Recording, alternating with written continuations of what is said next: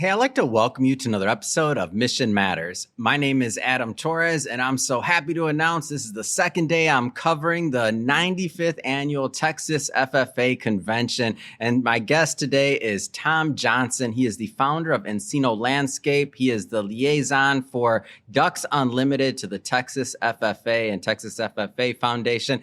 And he's also, I'm proud to announce, an author in our recently released edition or volume 1 of our Texas Leaders edition of Mission Matters best-selling series. And hey, Tom, finally, we get to meet in person, man. Welcome to the show. Finally. Nice to meet you. All right, Tom. So we got a lot to talk about. So lots of, just so you know, lots of entrepreneurs, executives, business owners watch this show. Tom built a business from scratch. We're going to talk about Encino Landscape. We're going to talk about, of course, Ducks Unlimited, and of course, the main event, Texas FFA, and really what that means to you. Well, just to get started here, Tom, Texas FFA Convention, why are you here?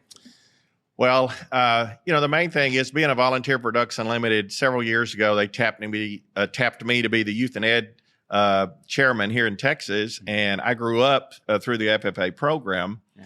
And you remember? I was, okay. Yes. And so knowing that a lot of our projects are done on farms and ranches, not only here in Texas, but all throughout the United States and Canada and Mexico, I said, what better group to get in touch with at an early age than the FFA students?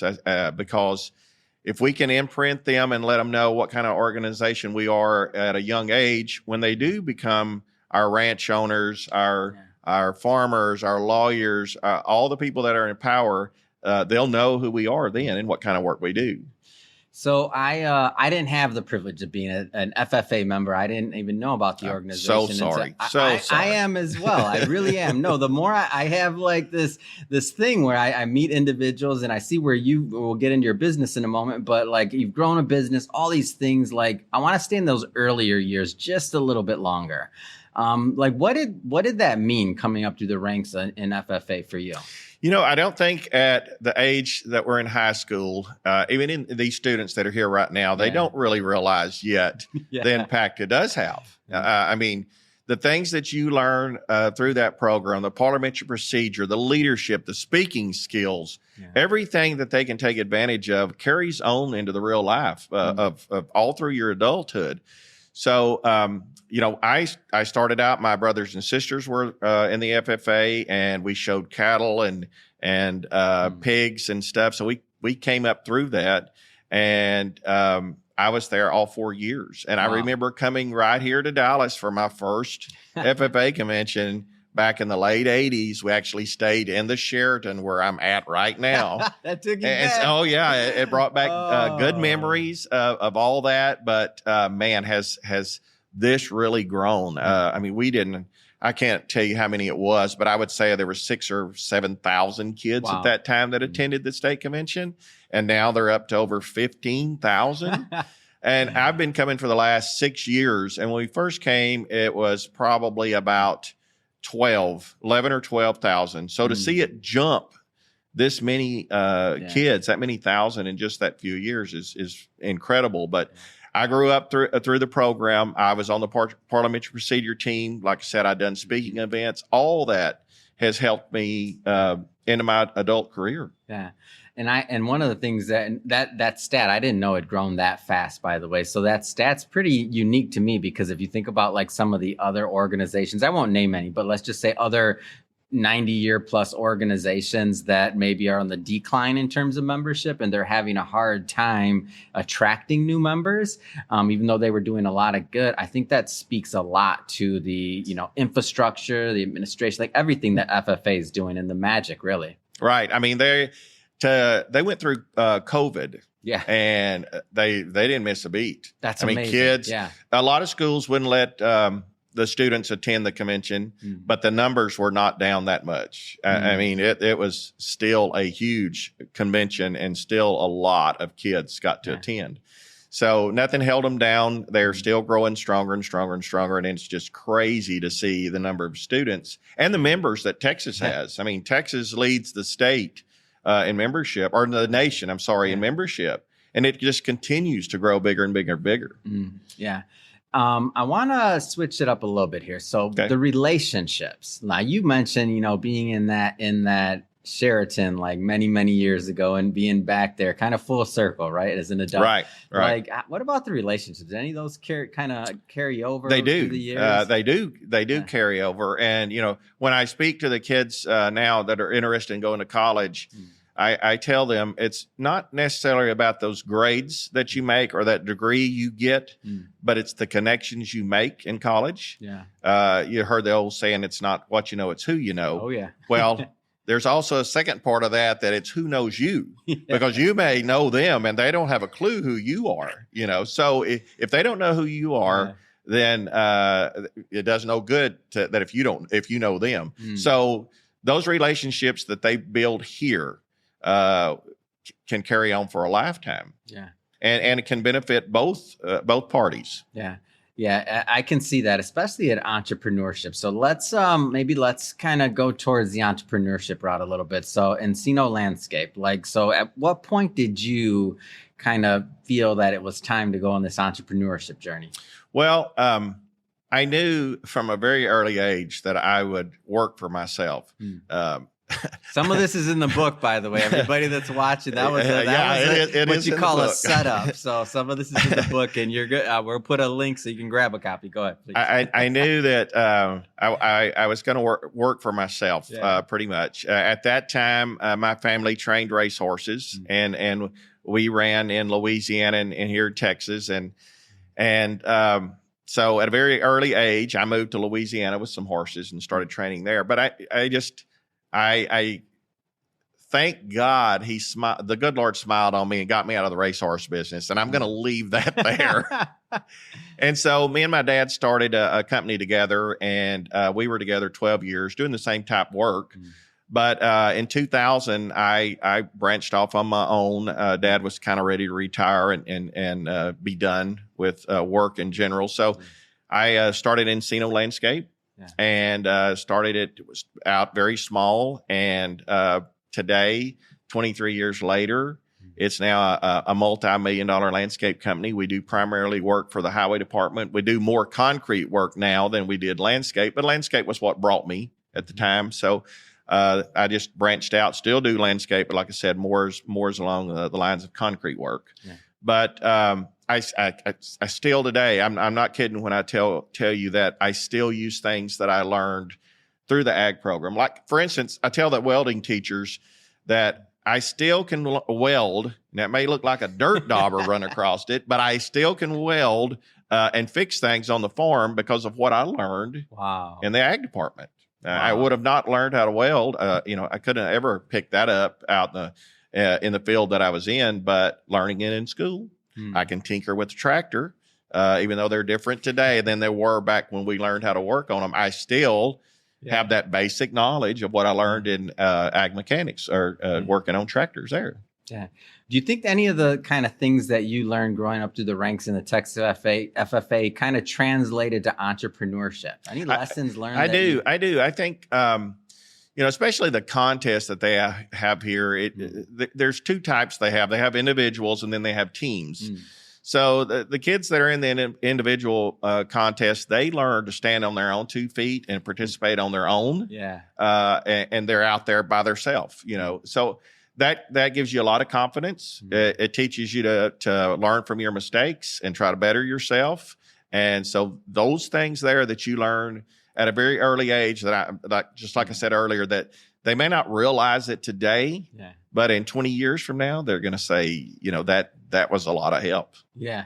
So, I can see that. And I think about some of my younger experiences and just little businesses or things, and just thinking about like everybody, like it's kind of like, I think of the FFA kind of like a mastermind. Right. Like you have you have your chapters, you get to come to these larger events and you get to come to these competitions as well. And you get to meet each other and you meet people from all different parts of Texas. Right. So it really unites people, whether they were on social media originally, they met in person. Like I feel like it just becomes this ecosystem. That is true. And I've got guys that are helping me in the booth down there that's never been to the FFA convention. They weren't in FFA. And like they're probably having my first experience. Oh yeah. Like, what is this? I told them yesterday, I said, I told him, our little ambassador, I said, take these guys to the floor. I could hear it thumping inside. I knew a session was in. I said, take them to the floor. Let them experience that. And they said, well, tell us about it. I said, no, sir, I'm not telling you anything. You go experience and you come back and you tell me. So I got tickled. The guy came back and he said, I walked in that building. He said, my hair stood up on the back of my neck. And I was like, oh my God, this is like a mosh pit in here. I've never seen this many kids. He was so excited when he came out, and he's down there now. He just can't say enough about the kids. He's really bragging on about yes sir, no sir, the manners, how they'll come up, shake your hand, look you in the eye, and those are things that they're taught. Eye contact. That's taught at home and at school. Absolutely. And so the ag department does a really good job of training these kids on how to speak to people, which is really, really good. They'll shake your hand, look you in the eye. All that is learned, or a lot of it's learned through the ag chapters. So they were impressed, to say the least. It's amazing. Yes. Let's spend some time on Ducks Unlimited. Okay. So, and I know you mentioned you're the liaison for Ducks Unlimited to Texas FFA. Like, tell us a little bit more maybe about the organization for those that are unfamiliar. Well, Ducks Unlimited is just a little bit younger than the FFA. I think we're in our 90th year, something right there close. 90 years young? Yeah, 90 years young. 90 years young. Membership level is about the same. But Ducks Unlimited, we do wetlands and waterfowl restoration. And, it also benefits a lot of other wildlife and even humans. I always tell the kids that here in Texas and live in this area about how the Trinity River flows down and goes down east of Houston. And there's a lake between here called Richland Chambers, and that actually helps filter and capture the water to release to Lake Livingston, which is 70% owned by Houston for their water. And so we've done a lot of work around Richland Chambers to install some shallow water areas where plants will grow that will filter that water before it goes down. And that resonates to them, because they know where that is. They've seen the swamps that we call them around there, and so they understand what they do. But we do a lot of work here in Texas along the coast. We do a lot of work up in all up through the Midwest in the nesting grounds that we call. But it's just a great organization that we are proud to say that 86 cents of every dollar that we raise goes towards our conservation programs. Wow. Yeah. That's huge. That's huge. That's a large percentage. Yeah, that's huge. You can go look at any other nonprofits, and they're not near that much money going straight to the programs, especially with that large of an organization. That's right. That infrastructure, that pedigree. That's amazing. That's right. And our strength, I can measure it during COVID when a lot of other conservation groups were having trouble. Ducks Unlimited, we had 660 employees. We laid off about 60 employees, but our fundraising numbers did not shrink. We still were able to keep doing projects. We didn't have to cut back. We were still able to fund projects that were on the books. And now we've come out bigger and stronger than ever. Amazing. Yes, very amazing. So I want you to talk maybe to the business leaders. As I mentioned before, a lot of entrepreneurs, executives, decision makers watch this program. If they're not already involved with the Texas FFA, why should they consider?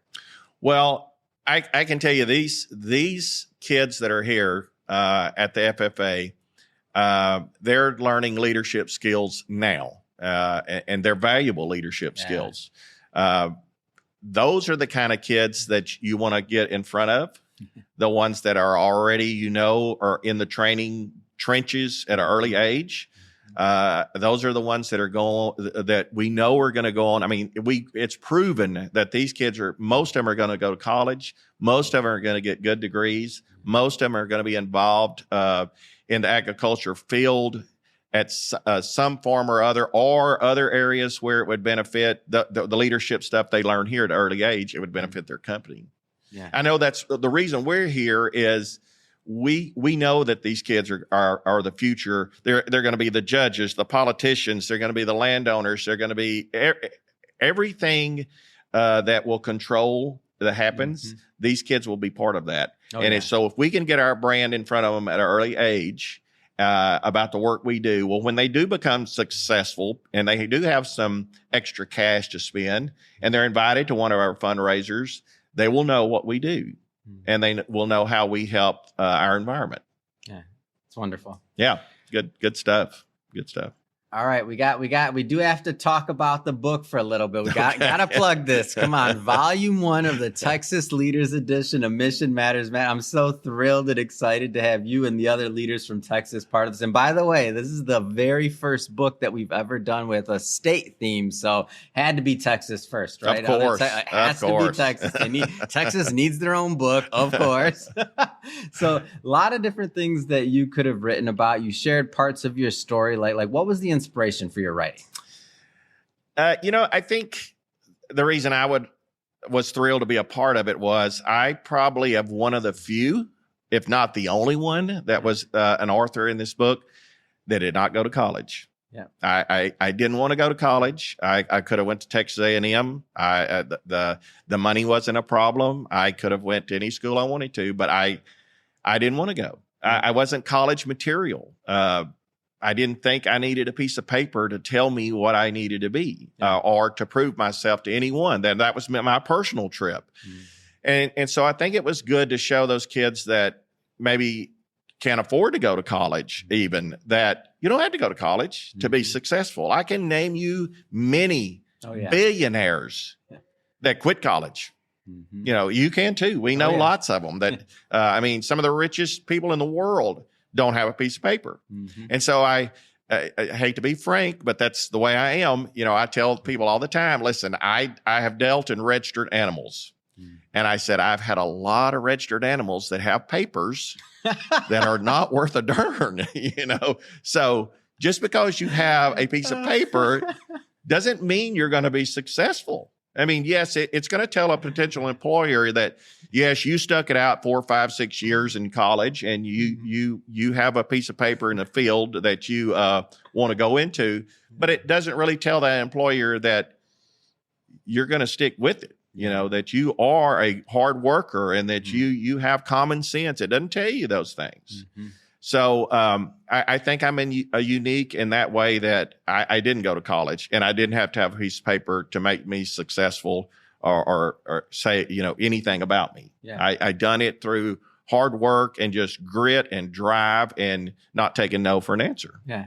And one of the things that I noticed in your chapter, what you wrote about, it's really this idea of persistence. Like it's this theme that goes through like nothing's handed to you. Nothing. Like you're building, as you mentioned, I think 23 years, right? Yes. 23 years. Actually, it's since 1988, I've been doing the same work. I was with my dad for a while and then started on my own, but 30 something years, I've been in the same business. Yeah.